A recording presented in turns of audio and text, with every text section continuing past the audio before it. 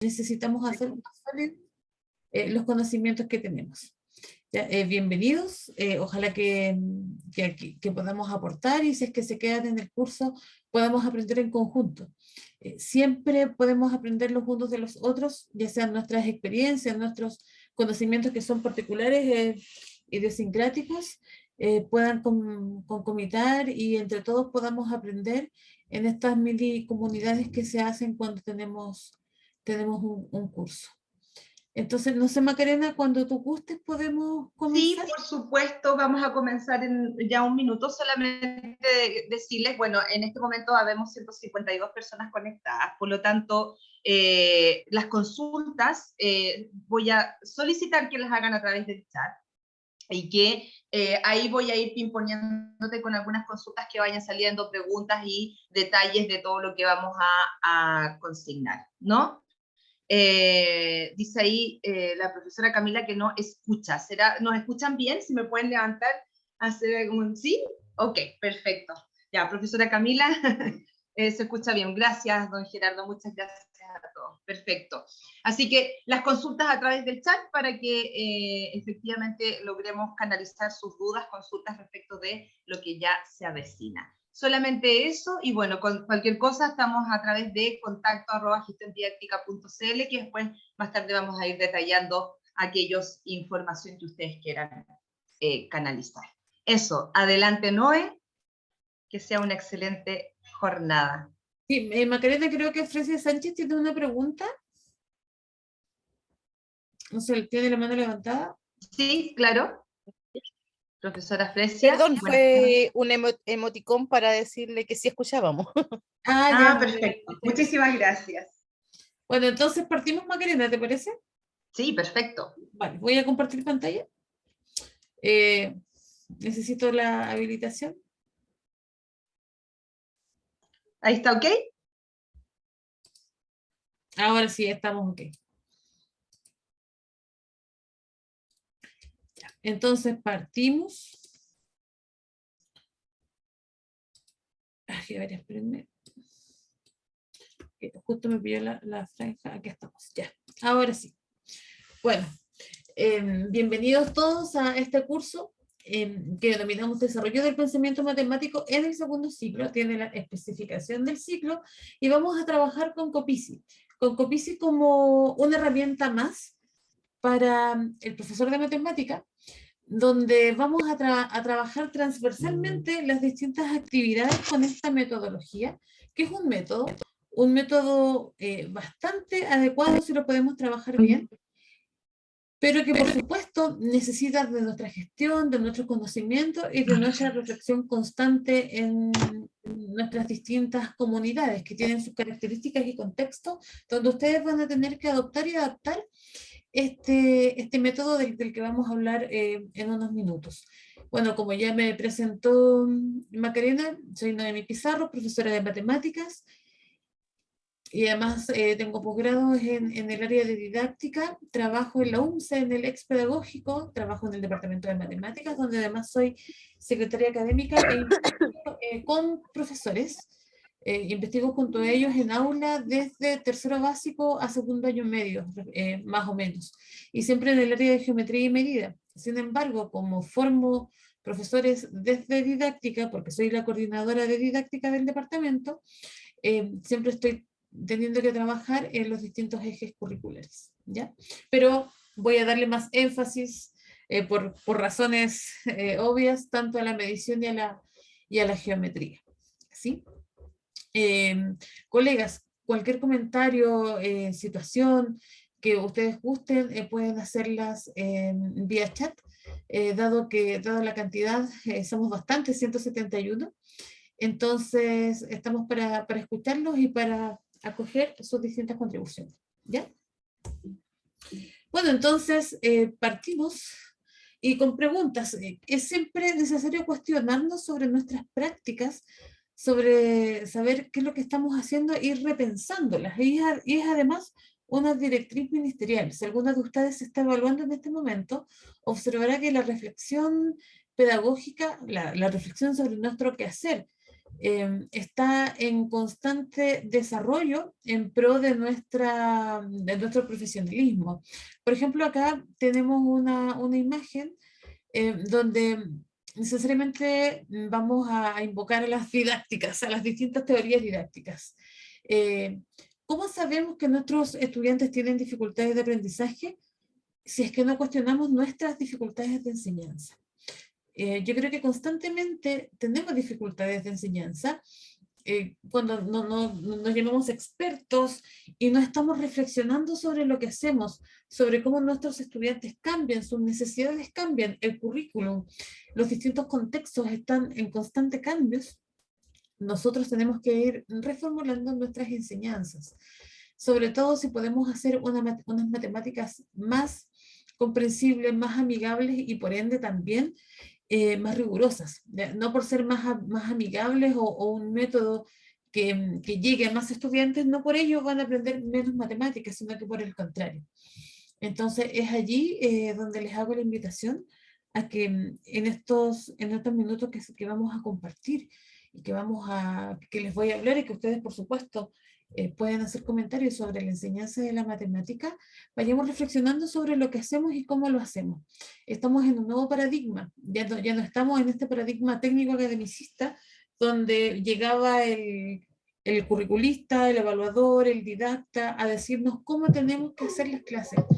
Somos nosotros los que tenemos un conocimiento especializado para enseñar, somos nosotros los que conocemos los contextos y nuestros conocimientos, y eso lo tenemos que poner en juego al momento de enseñarle a nuestros estudiantes. Y por ello, este conocimiento tiene que ser diverso, tiene que estar en constante movimiento, un conocimiento dinámico que se vaya adaptando y siendo cada vez más sólido para que el proceso de aprendizaje de nuestros estudiantes sea exitoso. Entonces, hoy día vamos a hablar transversalmente de las habilidades. Nuestro currículum, el año 2012, sufre una modificación. ¿Ya? Ahora hablamos de bases curriculares, no hablamos de currículum, y en él tenemos habilidades a desarrollar. En matemáticas son 4, que tienen como fin que los estudiantes sean capaces de realizar tareas y solucionar problemas. De esta forma, vamos a empezar a construir el pensamiento matemático por medio de algo más que el contenido. Ya no vamos a hablar de qué contenido tengo que enseñar, sino de qué habilidad tengo que desarrollar, bajo qué actitud, el contenido a tratar, donde matemática involucra OA, con habilidades que están por separado, y con actitudes que tenemos que desarrollar más allá de la planificación, donde muchas veces la dejamos un poquito afuera. Este curso va a centrar sus habilidades en el desarrollo del pensamiento matemático por medio de el COPICI, que está declarado en las bases curriculares, donde hablamos de lo concreto, lo pictórico y lo simbólico. Es así cuando en nuestra práctica docente tenemos un conocimiento matemático a desarrollar, tenemos habilidades, ya que son las 4 que me imagino que todos conocemos o que vamos a desarrollar más allá, los recursos para la enseñanza que tenemos a disposición para que nuestros estudiantes aprendan, y las metodologías. Este curso se basa principalmente en la metodología COPICI, ya va a ser transversal a las 4 sesiones que vamos a realizar para fortalecer nuestra práctica docente desde las distintas teorías del conocimiento del profesor, de matemática, que se enfocan solamente en el área cognitiva del pensamiento. Vamos a observar que el conocimiento matemático es imprescindible. Por ello, colegas, si en algún momento estamos trabajando y nos surgen dudas, o incluso van a haber algunas situaciones de trabajo en las que vamos a cuestionar nuestro conocimiento matemático para la enseñanza. Entonces, estos 4 puntos, ya habilidades, conocimiento, metodologías y recursos, van a estar en constante trabajo para poder fortalecer nuestra práctica docente en el segundo ciclo. Y el COPICI va a tener un rol protagónico, sin dejar de lado al resto del trabajo, que se organizaría de acuerdo a habilidades. 4 habilidades, 4 sesiones de trabajo, una para cada una. ¿Ya? Entonces, por ejemplo, nos vamos a hacer esta pregunta. ¿por qué las multiplicaciones de las fracciones se hacen hacia el lado? Esta es una pregunta que yo hago constantemente a mis estudiantes de primer año de pedagogía en matemáticas. Les pregunto si saben multiplicar fracciones, todos las saben multiplicar. Pero cuando les pregunto, ¿y por qué se multiplican hacia el lado? ¿De dónde sacaron eso? ¿Qué explicación tiene? ¿Cómo las voy a enseñar? ¿Cómo las enseñan los libros? A ver, y si en tercero básico decimos que la multiplicación es una suma abreviada, vamos a decir que cuando estamos trabajando en los números racionales, ¿también es una suma abreviada? ¿Es la misma definición multiplicar en los números naturales que en los números racionales? ¿Y por qué se hace así? ¿Por qué es tan distinta la suma? ¿Por qué no hay que buscar mínimo como múltiplo? Esa es una reflexión sobre la disciplina que debemos realizar constantemente.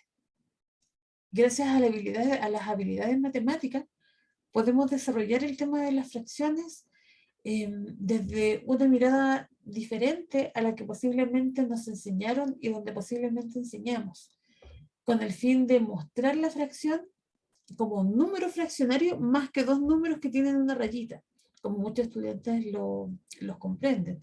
Pero además cuestionándonos por qué cuando multiplico fracciones las multiplico hacia el lado.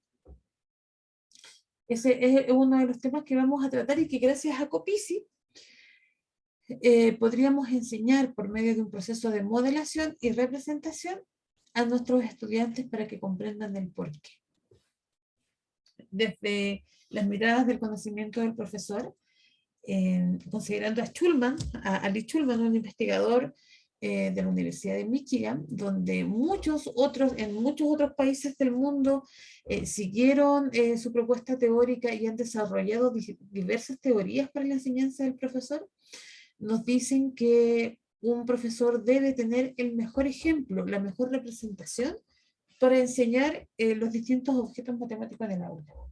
Entonces, en este curso, cuando hablemos de fracciones, vamos a mostrar posibles representaciones adecuadas para enseñar temas como, por ejemplo, la multiplicación de fracciones, donde, por supuesto, ustedes desde sus distintas comunidades e intereses podrían desarrollar para que sus estudiantes comprendan los porqués y hagan matemática en el aula, ya por sobre el contenido, que ellos desarrollen pensamiento matemático y sean un ratito matemáticos cuando están en la clase de matemática, ya no en la clase de procedimientos, no en la clase de dibujo, sino en la clase de matemática.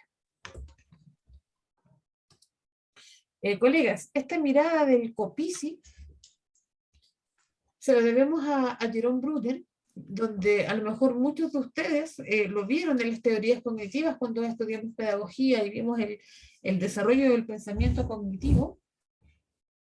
Aquí estaba este señor desde las teorías constructivistas que nos decían que los estudiantes aprendíamos por medio del descubrimiento.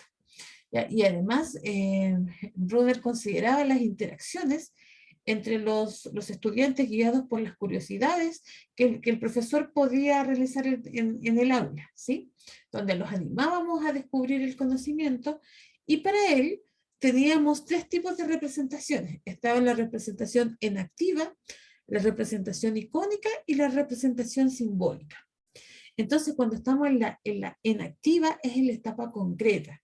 El conocimiento, el desarrollo del pensamiento concreto significa trabajar, tocar el objeto con el que estoy trabajando. Por ejemplo, como vemos en la imagen, hacer el nudo, tocar las manzanas, ¿ya? El tocar directamente el ejercicio. En séptimo básico, ¿cómo voy a tocar una bisectriz, por ejemplo? Bueno, tenemos la regla y el compás, y la podemos visualizar icónicamente con un GeoGebra.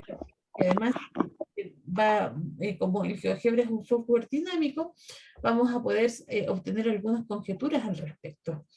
Hay conceptos que trabajamos en matemática que son bastante complejos, como por ejemplo la enseñanza del tiempo.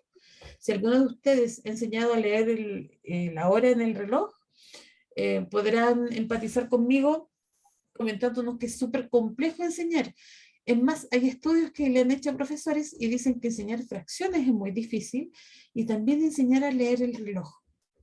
La mayoría de los profesores de básica coinciden en eso, también con las divisiones. Y el tiempo no lo podemos tocar. Esa es una de las complejidades que tiene. Por ejemplo, ahí no podemos usar un copici, tenemos que intentar que los estudiantes puedan percibirlo, ya que vivencien el tiempo. Pero hay otros contenidos como las fracciones, como las divisiones, las multiplicaciones, sobre todo geometría y medida, o también estadística y probabilidades, que sí podemos tocar concretamente. ¿Ya? Y en eso vamos a trabajar en el curso. Y ahí tenemos las representaciones icónicas y tenemos las simbólicas.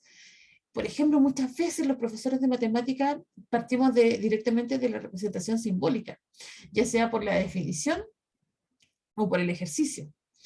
Entonces, la idea, colegas, es que nosotros trabajemos esta representación en activa para después llegar a la simbólica, a la icónica y después a la simbólica. Y si es necesario, ir moviéndonos en las tres representaciones con el fin que nuestros estudiantes comprendan lo que nosotros queremos enseñar. Es por ello que a lo mejor los que son un poquito mayores recordarán que en matemática antes estaban los mapas conceptuales como documento ministerial y allí se le daba una espiral. Bueno, esta espiral lo podíamos ver desde la mirada de Brunner, donde para Brunner comenzábamos con esta etapa de representación en acción para posteriormente seguir con los diagramas, es decir, la mirada icónica, y después con la etapa de representación, que son los símbolos. Es por eso que el conocimiento matemático es en espiral. Y por ello, colegas, muchas veces cuando hablamos del COPICI, lo relacionamos con el método Singapur.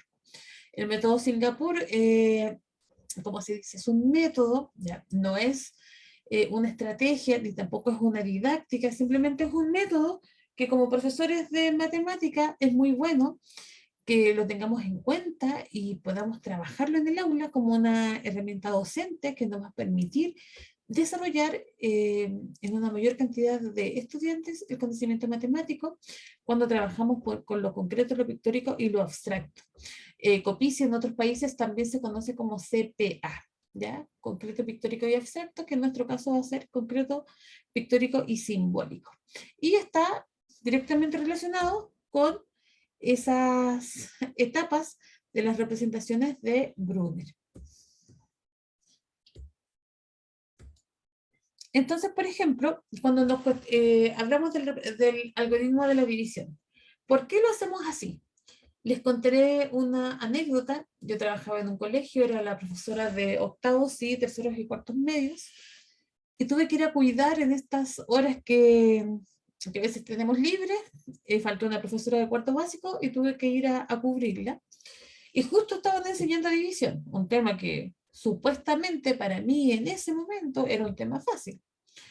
Sin embargo, cuando llego a la sala de clases y empiezo a entrevistar a los estudiantes, me di cuenta que yo no tenía las capacidades para poder enseñar a dividir en un cuarto año básico. Y mientras ellos hablaban y yo conversaba y entre comillas, me los engrupía, paralelamente iba pensando en por qué el algoritmo se desarrollaba como tal y a la vez cómo lo podía enseñar. Pasaron esos 90 minutos del terror, salí, no les expliqué nada, posiblemente hasta los confundí, pero sí salí con la inquietud que teníamos que crear nuevas formas de enseñanza de ese algoritmo tan complejo, que es el algoritmo de la división, y lo podíamos hacer con material concreto. Fue interesante observar cómo posteriormente empecé a darme cuenta que el algoritmo era una de las formas de división, que ojalá todos los niños de Chile, los niños que estudian en Chile, lo manejen, y a la vez que manejen otros tipos de algoritmos que pueden ser mucho más significativos para ellos, pero ojalá que todos partan desde lo concreto. Es por ello que en algunas ciudades como Arica y Santiago he trabajado directamente con niños de cuarto básico, enseñándoles a dividir por medio del COPICI. Dada la pandemia, en octavo básico, también este año enseñé a dividir con el COPICI a niños de a niños que nunca aprendieron a dividir. Y si ustedes observan, hay alumnos en segundo medio, en tercero medio, que no saben dividir. Muchos saben sumar, restar y multiplicar, pero la división siempre tiene complejidades, sobre todo cuando tenemos estos ceros al cociente, estos ceros que cuando van ceros entre la primera y la última posición decimal que tiene el cociente, siempre trae algunas complejidades. ¿Sí? Voy a ver un poquitito el chat. Bueno, sí, exacto, no son horas libres, Gerardo, sí, fue impreciso mi comentario. Pero muchas veces tenemos que hacer trabajo curricular y en realidad lo que tenemos que hacer es trabajar cubriendo otros cursos, ¿sí? Entonces, el punto es, ¿cómo podemos enseñar este algoritmo de la división? Con, con una metodología COPIS, ¿sí? Por otro lado, si ustedes observan esta imagen que sacamos de internet, comprenderán que aquí supuestamente está la tabla del 4. Y si entro a internet y escribo la tabla del 4, posiblemente salgan muchas tablas como esa. Pero es acá cuando viene la concepción que tenemos sobre qué es multiplicar y cómo enseñamos las tablas de multiplicar, que es un conocimiento que está previo a la división. Por ejemplo, ahí dice 4 por 1, lo que en nuestro país se entiende como 4 veces el 1. Después sale 4 veces el 2, 4 veces el 3, 4 veces el 4. Por lo tanto, no es la tabla del 4 lo que se está representando, sino el 1, el 2, el 3, el 4, etcétera, multiplicado por 4. ¿Sí? Es interesante que también empecemos a mirar críticamente los distintos recursos docentes que tenemos en la red, porque esa tabla del 4, escribirla así, puede traer algunas confusiones. En una de las sesiones también vamos a trabajar cómo vamos a representar las multiplicaciones y cómo podemos cuestionar nuestras prácticas a raíz del material que les entregamos a los estudiantes y cómo vamos a lo mejor teniendo algunas contradicciones en la conceptualización y en la aplicación que vamos desarrollando con los estudiantes. Otra situación que es bastante interesante es el trabajo con la bisectriz. Miren, vamos a ver un video. Este es un video que si yo en YouTube pongo cómo se construye la bisectriz, sale este trabajo.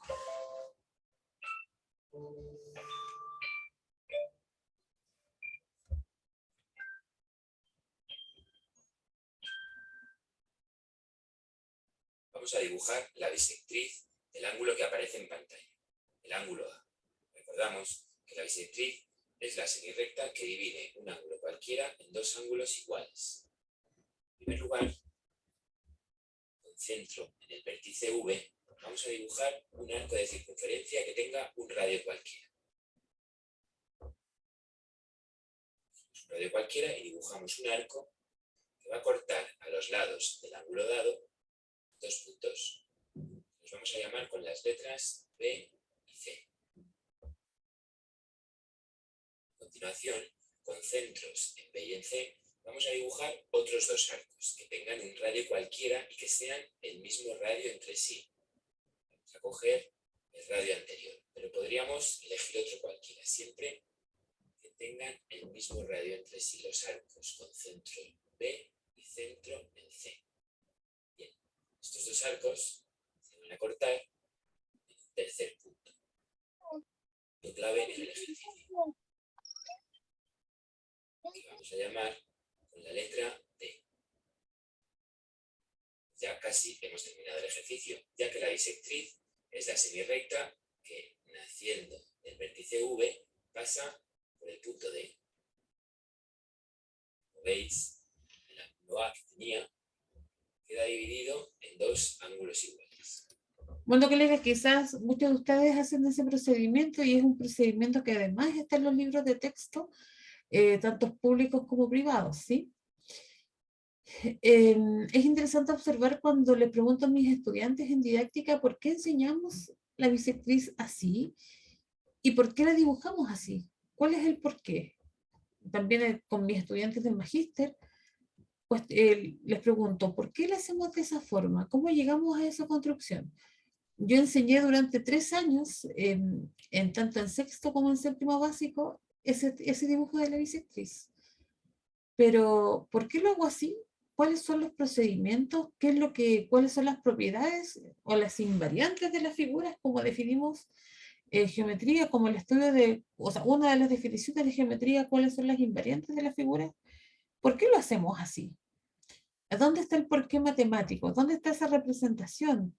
Lo hemos visto antes, cómo hemos trabajado lo simbólico para llegar a esas abstracciones. Muchas veces acá partimos de lo simbólico, pero ¿cuál es el concepto que tenemos de lo simbólico? ¿Dónde se pasó por lo concreto previamente? ¿Y cuál es ¿y cuál es el por qué? ¿Somos profesores de procedimientos o somos profesores de matemáticas? ¿Cómo desarrollamos las habilidades curriculares al hacer este tratamiento en el segundo ciclo? ¿Estamos haciendo geometría o estamos haciendo procedimientos de dibujo? Eso es importante que lo cuestionemos y que veamos cómo lo vamos a enseñar. Yo no me lo cuestioné mientras fui profesora de aula en tiempo completo, y sin embargo después me di cuenta que no lo había enseñado de una forma idónea. Entonces es importante, colegas, que nos vayamos cuestionando esta unidad de séptimo básico, que muchas veces no se trata en el colegio. Mis estudiantes de magíster muchas veces me cuentan que no necesariamente se enseña los séptimos básicos, que no alcanzamos a cubrir esa parte del currículum, pero que sin embargo es fundamental, ¿sí? Entonces, en este curso que vamos a realizar con gestión didáctica, vamos a trabajar cuando veamos representación, la enseñanza de las construcciones geométricas, particularmente de las rectas notables, con regla y compás, mediante una mirada de lo concreto, lo pictórico y lo simbólico. Y por ejemplo, acá tenemos unas clases que hicimos con mis estudiantes y nos preguntamos, ¿un metro cuadrado siempre será cuadrado? Esto nace cuando hicimos una clase en Arica y presentamos el centímetro cuadrado y teníamos que estimar más o menos cuántos centímetros cuadrados tenía una moneda de 500 pesos. Y los estudiantes, con lo que Piaget podría decir que no consideraban que no conservaban la magnitud, no querían deformar esos centímetros cuadrados, porque la moneda era redonda. Entonces, ¿cómo íbamos a hacer? ¿Cómo la moneda iba a medir centímetros cuadrados? Y les decíamos, recortemos esos centímetros cuadrados y vamos acomodando los centímetros allí. Y decía, pero profe, ¿y si yo lo desarmo, va a seguir midiendo un centímetro cuadrado? A raíz de ese aprendizaje que logramos en una investigación en Arica, nos dimos cuenta que nuestras prácticas sí debían cambiar. Y este año, estas clases son de este año, como pueden ver, el estudiante está con mascarilla. Trabajamos en una escuela de Ñuñoa e hicimos clases con representaciones de las unidades de medida que no necesariamente respondían a su nombre. Por ejemplo, si ustedes observan esas 3 figuras que están allí, o que representaciones de figuras en realidad, porque son cuerpos, pero representaciones de esas figuras, todas miden 1 metro cuadrado.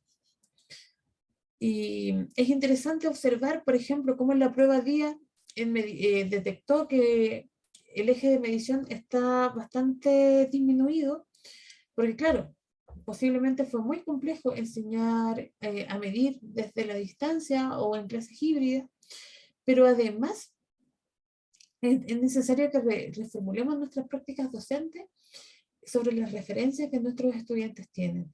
Por ejemplo, comprender que 1 metro cuadrado no siempre es cuadrado, que el volumen no siempre se mide en cubitos. Si nosotros observamos los libros de cuarto básico, podemos darnos cuenta que se enseña el volumen directamente con cubos, que son conteos de cubos, pero que las bases curriculares indican que debemos enseñar a medir también con unidades no estandarizadas.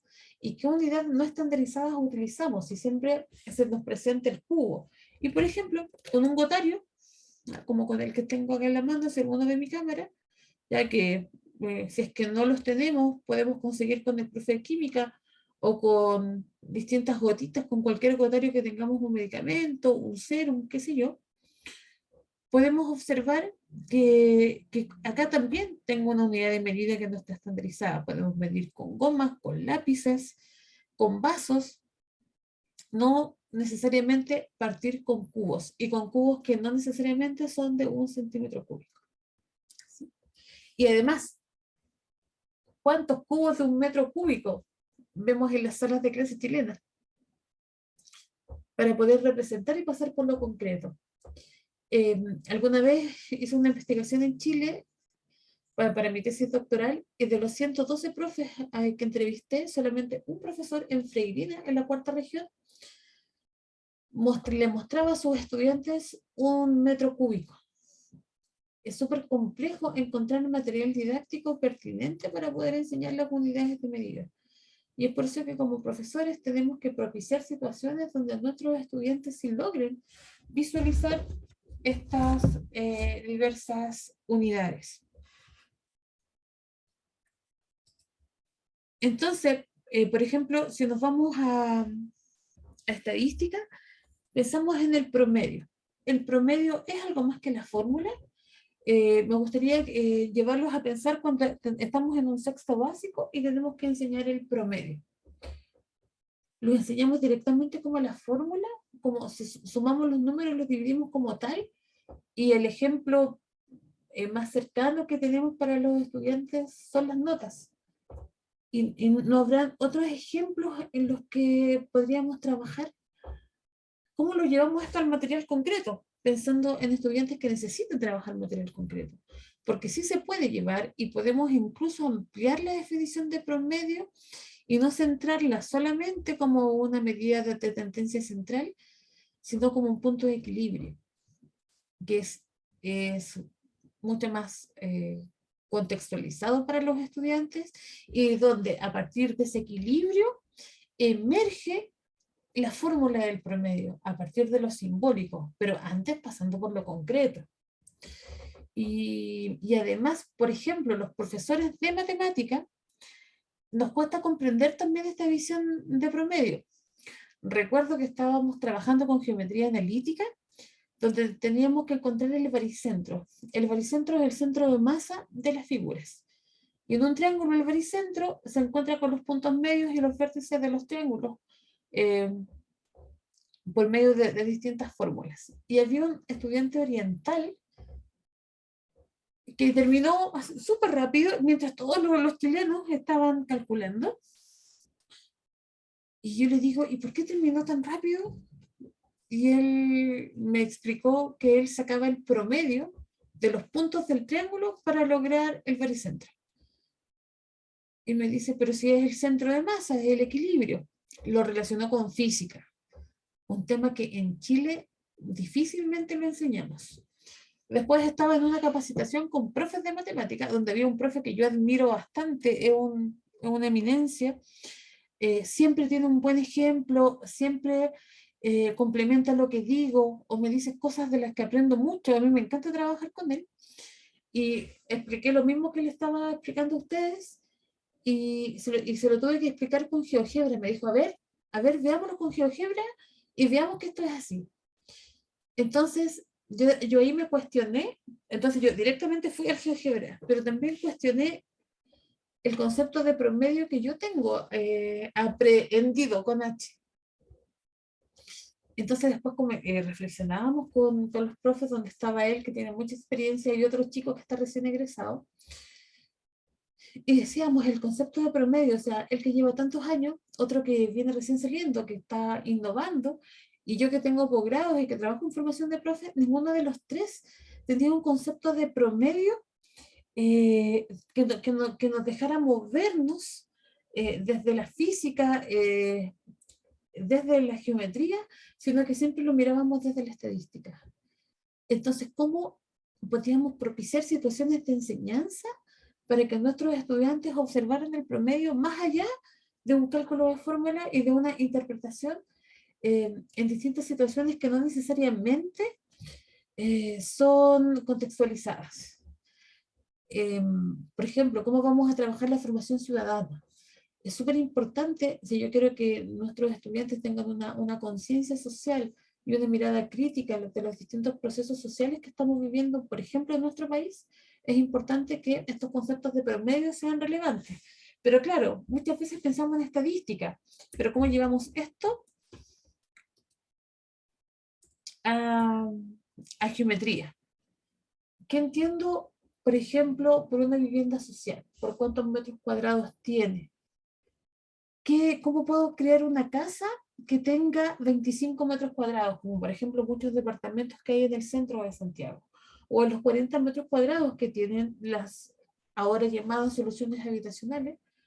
¿Cómo puede vivir una familia en esos metros cuadrados? ¿Cómo los estudiantes pueden observar las distintas desigualdades que hay en Chile a partir de los metros cuadrados?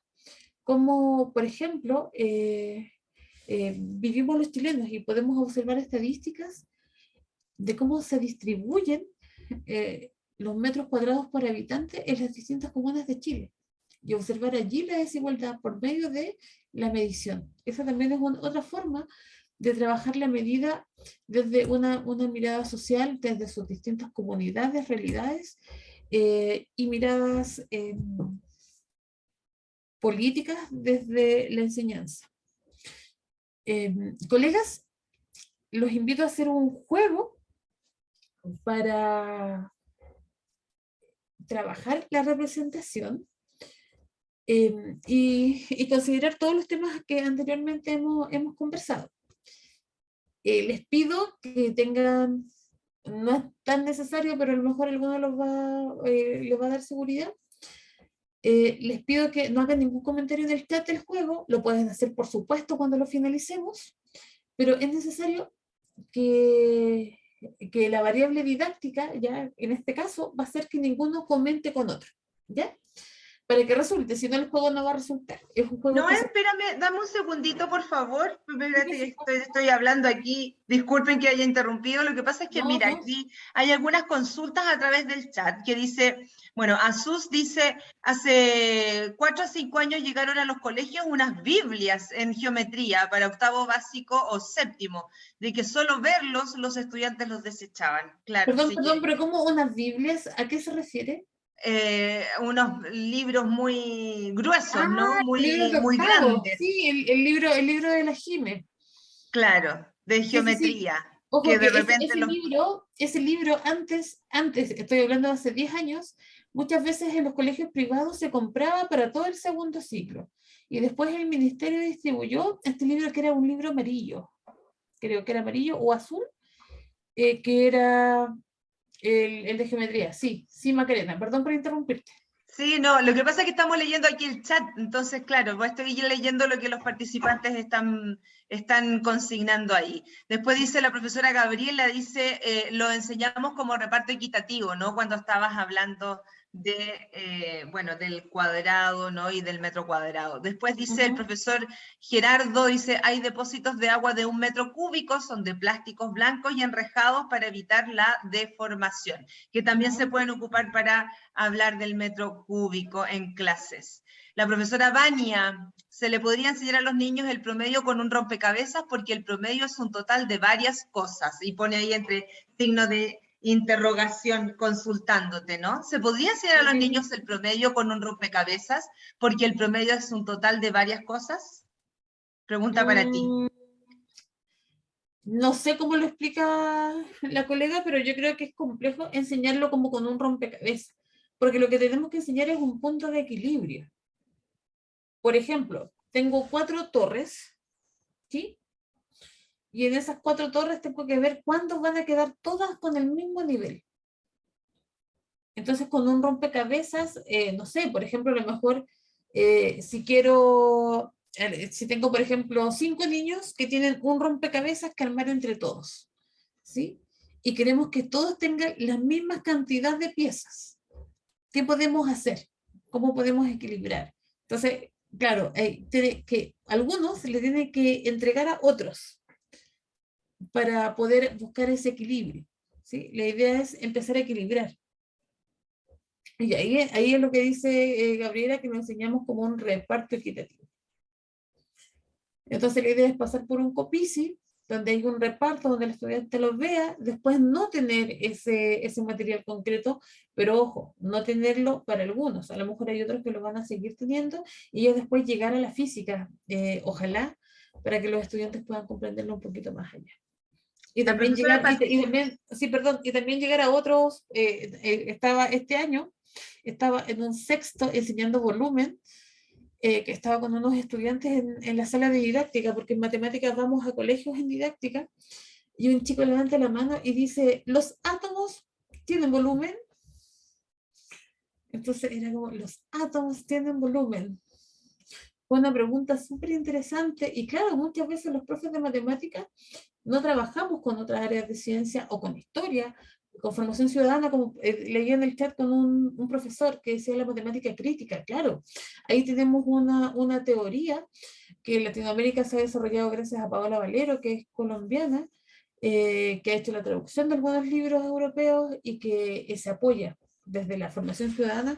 Podemos trabajar desde la pedagogía crítica y especialmente en matemáticas desde las matemáticas críticas, o también desde algunas teorías socioculturales como la etnomatemática o la que nace en México, la socioepistemología. Yo por lo menos cuando trabajo con formación ciudadana, lo hago desde la matemática crítica.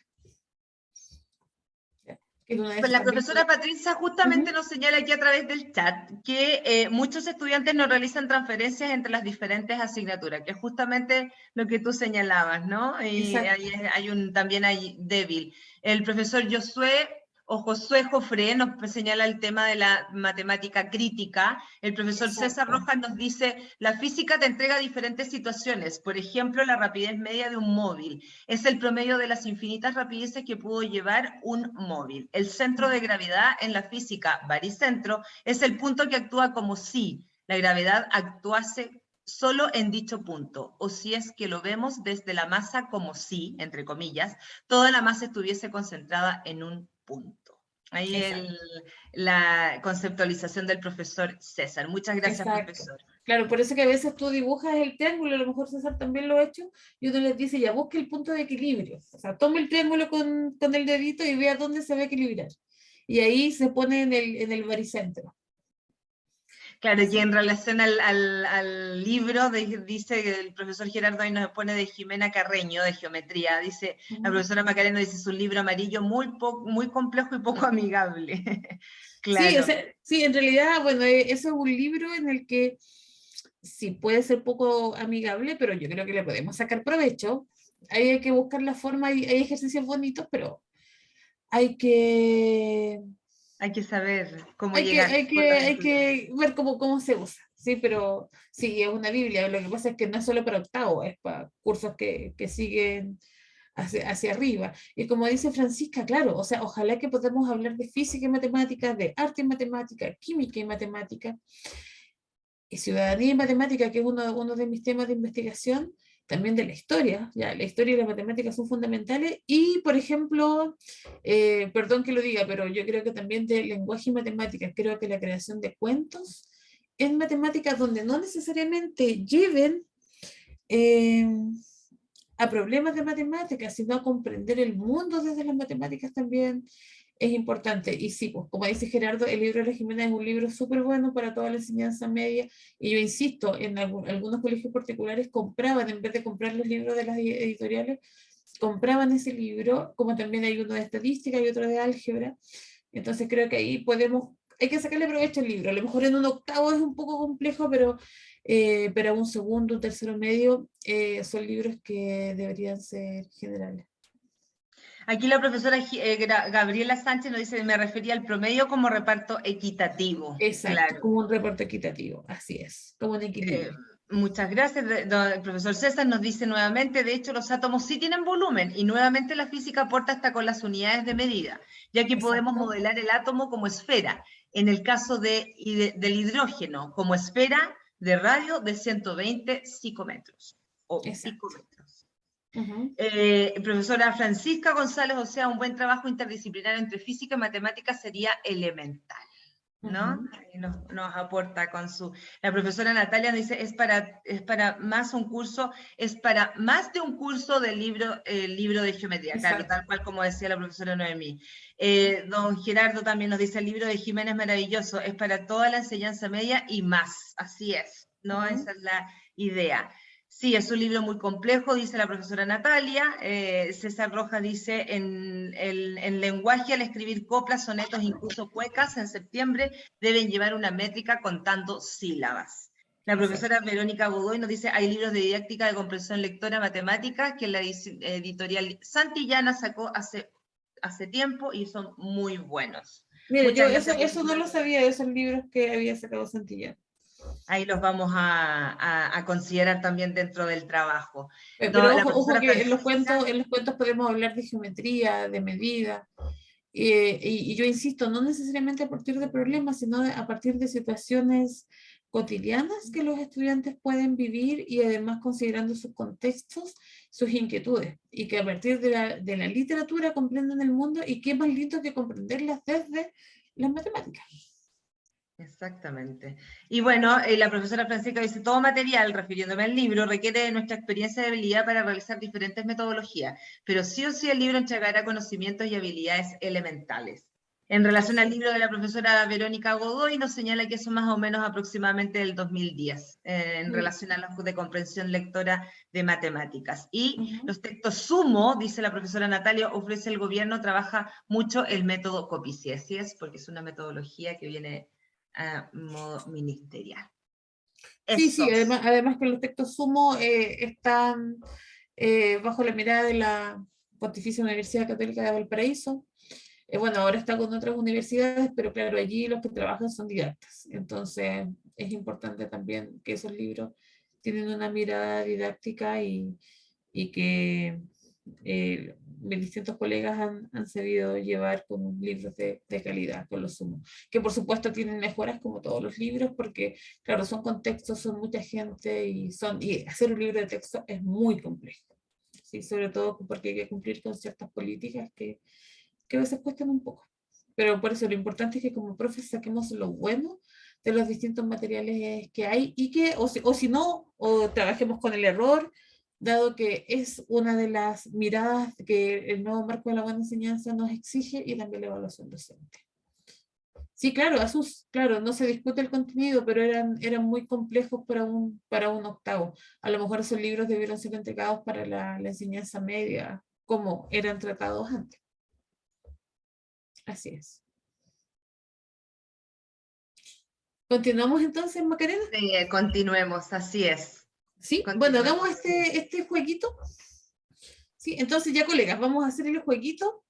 Si alguno de ustedes ya se lo sabe o lo comprende, por favor, ya le pido que en el caso que alguno de los 200 que hay acá no lo conozca, guardemos un poquito de silencio, ¿ya? Entonces, vamos con el juego. Vamos a pensar en un número del 1 al 9. ¿Ya? Piensen en un número del 1 al 9. Multiplíquelo por 9.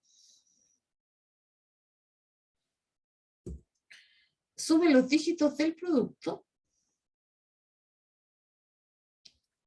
Ya, por ejemplo, si la multiplicación le dio 21, tiene que decir 2 más 1.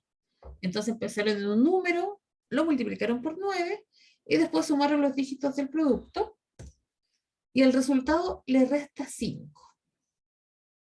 Pensó en un número, lo multiplicó, sumó los dígitos y el resultado le resta 5. ¿Ya? Y ahora vamos a hacer corresponder una letra a cada número de esta manera. Si el número que le dio es 1, la letra que le corresponde es A. Si el número es 2, es la B. Si el número es 3, es C. Si el 4 es la D, el 5 es la E, el 6 es la F, etc. ¿Sí? Entonces, pensamos en un número, lo multiplicamos por 9, sumamos los dígitos de ese producto, al resultado le restamos 5 y después hicieron corresponder una letra a cada número de esta manera. Si el 1 es la A, con 2 la B, con 3 es la C. Entonces va a pensar en un país con la letra que le dio. Si es la D, piensen en, no sé, pues, en un país, en la C en un país, en la B en un país, y en la A, piensen en un país como Argentina, por ejemplo, como Bruselas, como, con C, Costa Rica, por ejemplo. Entonces, pensemos en un número del 1 al 9. De nuevo, vamos a pensar en otro número. Vamos a pensar en un número del 1 al 9. Los vamos a multiplicar por 9.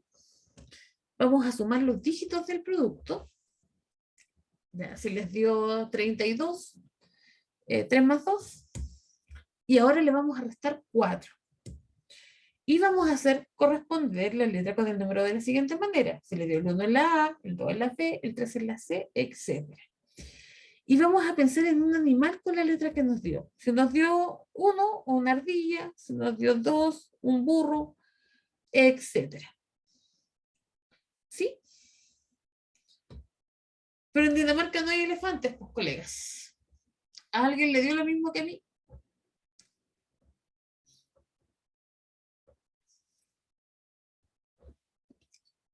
A ver. Sí, a la Gabriela, a la Camila, a la Natalia, ya, a varios le adiviné el pensamiento, ¿sí? Ya, imagínense eso cuando uno lo hace en un cuarto básico. ¿Ya? Y en un cuarto básico los niños dicen, pero ¿cómo les di? Ay, a la Katy no les dio. Katy, ¿en qué país pensó? ¿O qué elefante? ¿O qué? A lo mejor dijo erizo, o escarabajo, me dijo el otro día, ya, Dominica, ya, pero ella es República Dominicana, ¿no? Y claro, del escarabajo, ahí podría ser. Sí, sí, sí. ¿Y Mariana? ¿Qué resultados puso? Ya, pero miren, un alto porcentaje sí, así les leí la mente. Entonces, uno en un octavo les dice, ¿ustedes creen que yo soy una bruja y les sé leer la mente? No va a faltar el que les va a decir que sí. Ya, perdón, en un cuarto.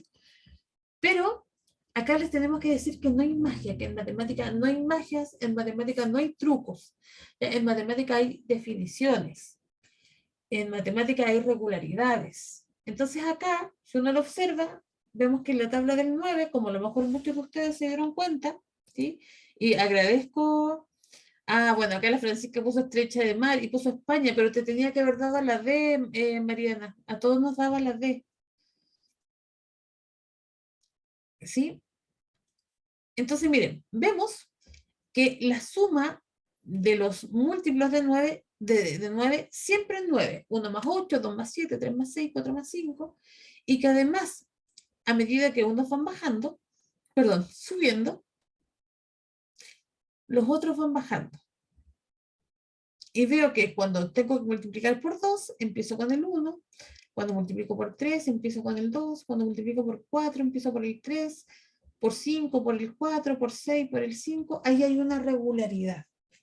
Y esa es la regularidad con la que yo puedo multiplicar con los dedos por 9. Ya que a lo mejor muchos de ustedes se la saben.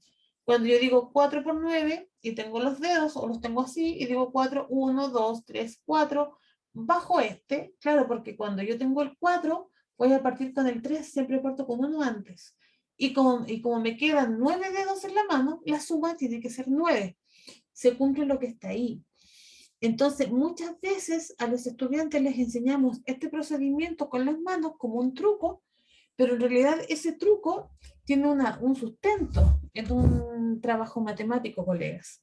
Y eso es lo que debemos realizar en la sala. Una situación que hay una modelación matemática, hicimos un trabajo de un juego con ellos, donde hay una emoción, ya cuando todos me escribían sí, sí, sí, sí, sí, eso hay una emoción que, claro, si fuésemos más chiquititos, a lo mejor nos hubiésemos emocionado más. Y esos patrones debemos utilizarlos en clases, ¿ya? Entonces, colegas, bueno, ya observamos que Mineduc nos entrega 3 representaciones, 4 habilidades de desarrollo del pensamiento matemático, y una de ellas es representar. Y si nosotros observamos las bases curriculares, donde esto está cortado y pegado de las bases curriculares, de la página 41, aquí está en formato APA, acá nos pide la aplicación de una metodología que es Copici, ¿ya? Entonces, acá nos dice que tenemos que trabajar con representaciones concretas, pictóricas y simbólicas. Sin embargo, hay más habilidades que trabajar, donde también nos apoyamos con la representación y donde también es importante trabajar copicia, ¿sí? En este paso de lo concreto, lo pictórico y lo simbólico, podemos hacer desarrollos del pensamiento matemático con las 4 habilidades, ¿ya? Tenemos el representar, tenemos la modelación, que fue lo que hoy día pudimos ver con el trabajo del elefante de Dinamarca. Podemos resolver problemas, que muchos didactas dicen que resolver problemas es la gran habilidad, porque al resolver problemas debemos representar, debemos argumentar y comunicar, y también debemos modelar en algunas situaciones, ¿ya? Entonces, por ejemplo, podemos hacer ejercicios súper bonitos donde no solo vamos a trabajar desde un eje curricular, sino que van a haber varios objetivos de aprendizaje a desarrollar. Ya por razones de horario no lo vamos a hacer ahora, ya dado que ya tenemos que ir cerrando.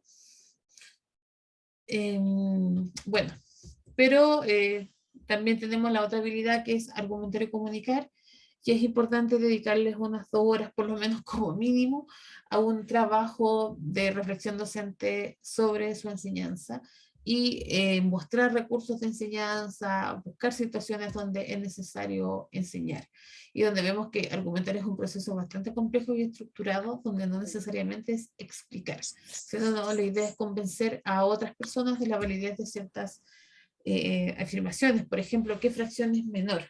Acá en esta fracción no necesitamos hacer un cálculo, ¿ya? O si hacemos un cálculo, esta es una PA, de hace mucho tiempo esta pregunta, que pregunta ¿qué fracción es menor?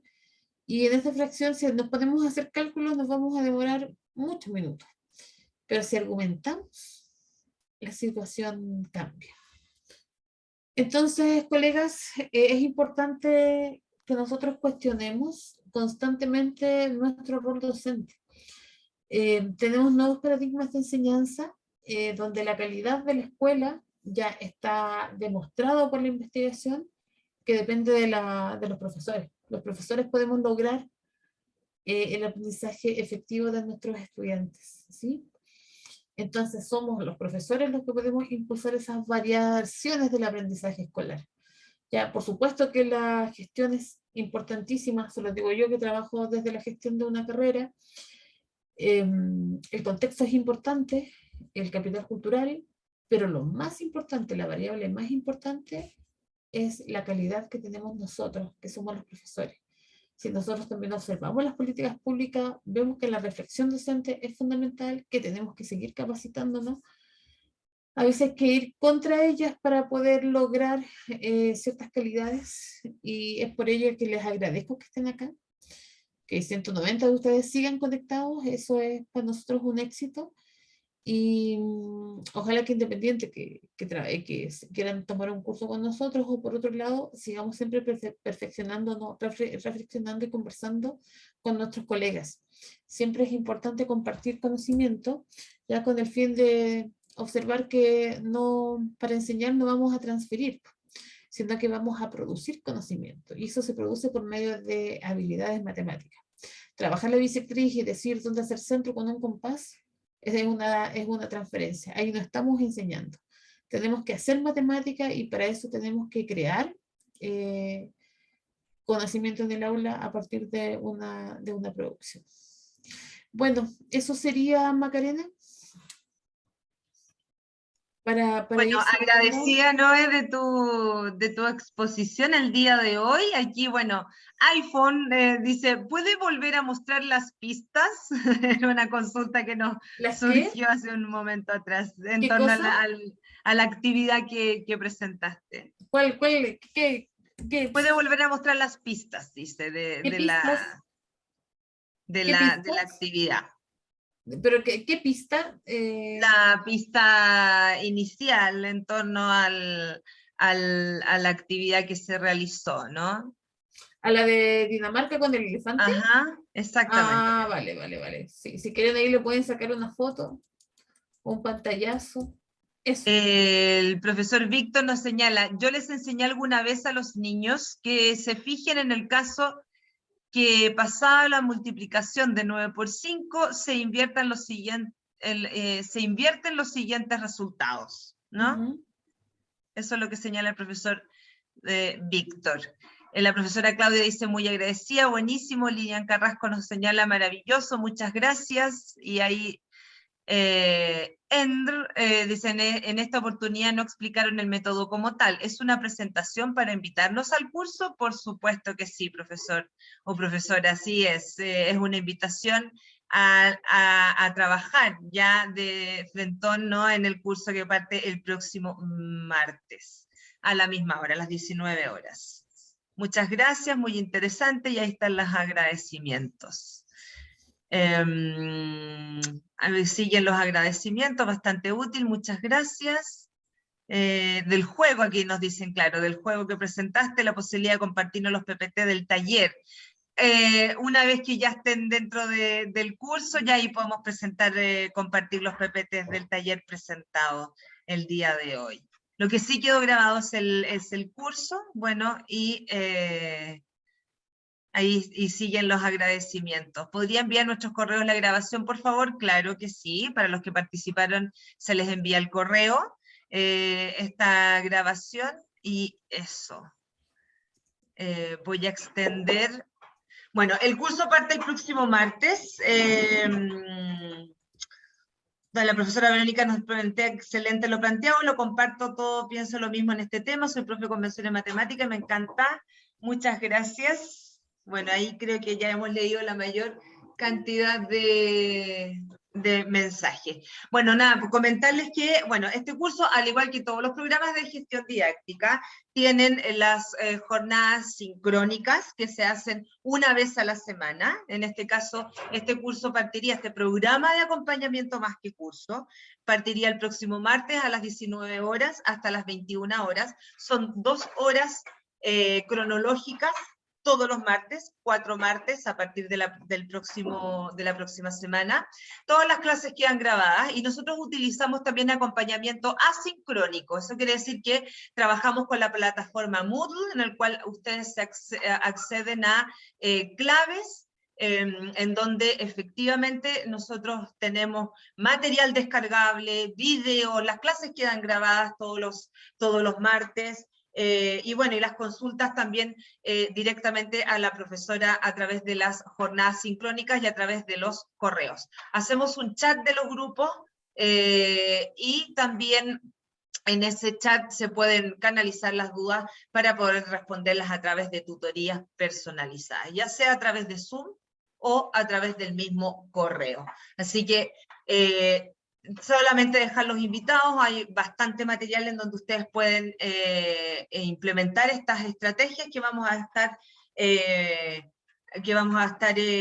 trabajando y bueno, vamos a enviarle toda la información a sus correos. Todos están en la página www.gestiondidáctica.cl, ahí pueden encontrar la información, y bueno, y si participaron de este webinar, también vamos a tener un descuento especial en torno al precio de este curso, que está a 60.000 pesos, y bueno, para quienes participaron tienen un descuento especial, ¿ya? Y ahí los vamos a estar conversando y haciéndoles llegar toda la información al respecto.